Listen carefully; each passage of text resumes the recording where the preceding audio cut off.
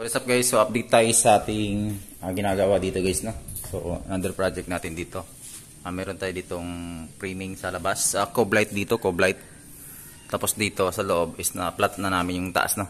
Then meron siyang tumble dito. Ay kung mapapansin nyo. Then doon ready to board up na rin yung na white. White lang siya, na plain white. Dito sa may kitchen, no? So dito, tumble lang siya. Yan. Then meron siyang tumble din dito kasi meron siyang beam, no? So ito nga pala yung ating ginamit na material, no? 25 cm to. Ayan. Hindi ko lang alam kung anong exact na presyo nito, pero maglalaro lang to sa ano. Kulang 400, no? And then, ang haba niyan is 2.8. I think 2.8 or 3 meters, you know? Oo. 3 meters pala to, 3 meters. And then, yung ginamitan natin ng laser. Ayan, papakita ko din. Ang gamit pala natin dito is yung pan head. So, ito yung pan head guys, no? Ayan. Hindi na tayo gumagamit ng rivet, no? So, wala yung tibay, no? Saka matrabaho. So, ang 500 pieces, ayan.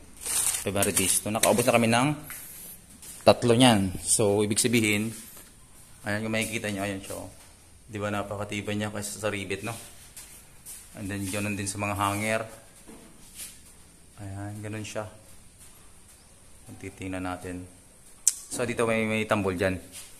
Kasi ito yung counter, no? Ikaw titingnan. Oh yeah. So ito flat din dito, sa CR din flat. Yan yung dalawang CR.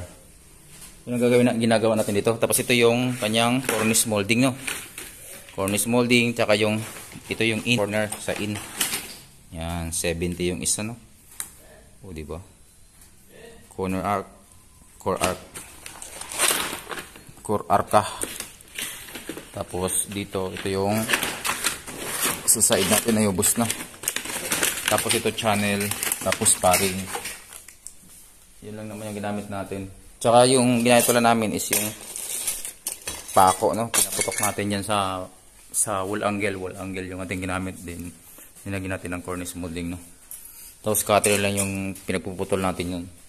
Ito yung compressor, ito yung gamit natin sa ating nail gun. Nail gun yung gamit namin guys. Ayaw mapapansin yan doon. Nail gun, pinuputukan namin yan. Yung ating wall angle. So, ayan. Update na lang guys kung ano yung outcome talaga niya guys, no? Yung finish na. So, thank you for watching. Yahoo! Don't forget to like, share, and subscribe.